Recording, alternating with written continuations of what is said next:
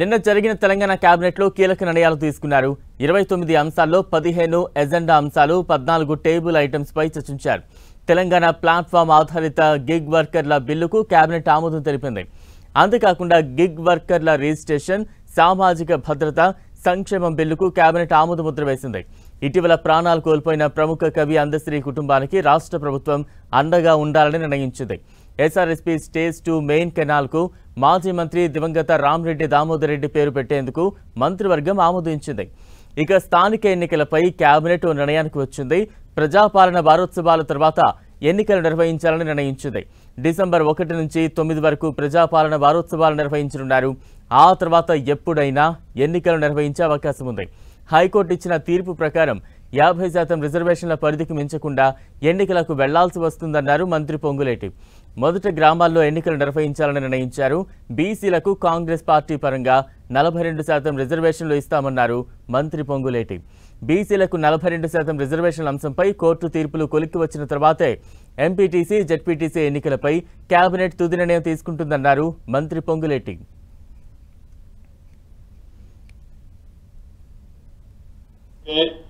అందశ్రీ గారి అంతిమంగా ఏర్పాటు చేసిన ఆ ప్రదేశాన్ని ఒక స్మృతి వనంగా కూడా ఏర్పాటు చేసే అంశాన్ని కూడా రాష్ట్ర కేబినెట్ తీర్మానించడమే కాకుండా ప్రతి పాఠ్య పుస్తకంలో ఫ్రంట్ పేజీలో అందశ్రీ గారు ఏదైతే రచించారో జయ జయ హే తెలంగాణ గీతాన్ని కూడా ప్రతి టెక్స్ట్ బుక్లో ఫస్ట్ పేజీలో ప్రింట్ చేయాలని రాష్ట్ర కేబినెట్ తీర్మానం చేయడం జరిగింది. పార్టీ పరంగా బీసీ సోదరులకి 42% రిజర్వేషన్లో సీట్లు అలాట్ చేస్తూ మొదట గ్రామ పంచాయతీ ఎన్నికలు నిర్వహించాలని ఈరోజు కేబినెట్ నిర్ణయించడం జరిగింది.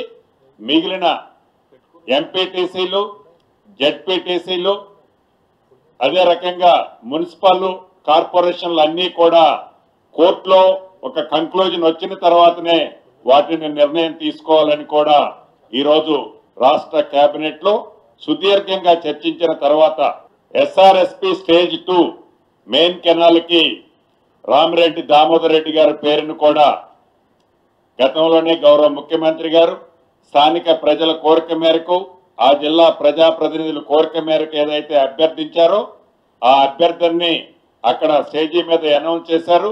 దాన్ని ఈరోజు రాష్ట్ర కేబినెట్ కూడా ఆమోదించడం జరిగింది. డిసెంబర్ 8, 9 నాడు 2 సంవత్సరాలు పూర్తవుతున్న సందర్భంగా 8, 9 నాడు గ్లోబల్ సమ్మిట్ని ఏర్పాటు చేయాలని, దానికి కావలసిన ఏర్పాట్లన్నీ యుద్ధ ప్రాతిపదిక మీద పూర్తి చేయాలని ఈరోజు కేబినెట్ లో నిర్ణయించుకోవడం జరిగింది.